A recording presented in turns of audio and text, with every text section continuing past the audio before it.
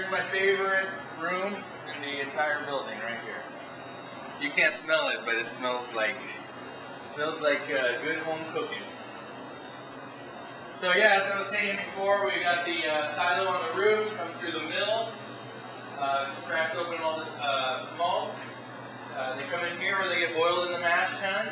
That activates all the starches and frees up the sugar. So once you got that sugar water, also known as wort, will come out of the mash tun and into the kettle. And the leftover mash we actually use in our pizzas, and we make different things using that mash. So we add some hops to the kettle right here, a little bit before and a little bit after. We do the boil here, and then we run it through a heat exchanger and into our serving tanks. Into our fermenter. And these are actually insulated with glycol, completely temperature controlled. There's a panel up here that controls the temperature of these tanks. As you probably know, yeast prefers different temperatures depending on where you're from. The yeast that is. And looks like we got something cooking right here. So this right here is a good example of the chemical process going on. What you have is the yeast eating the sugars, and the two byproducts, of course, is alcohol and CO2.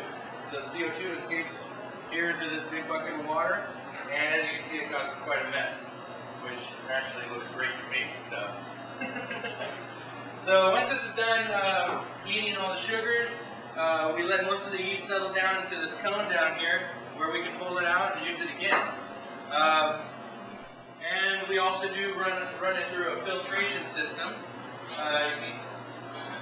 can see it right here. This actually has a cover that goes over it. The beer runs through these plates, across these plates, where a lot of the yeasts are trapped on the plates, and also we put a chemical in here, not a chemical, but some sort of chemical that actually traps the yeast. And it goes in all foggy and comes out crystal clear. And as it comes out, we pump it right into our serving tanks here. Not a lot of room in here, and as you notice, we got 4 fermenters and 6 serving tanks. So you can see the weld here. This is where we custom, modified them so that we could make them taller in this small space. So we're able to squeeze 372 gallons of beer into these things. And from the serving tank, we actually pump it through a series of pumps mounted here on the wall.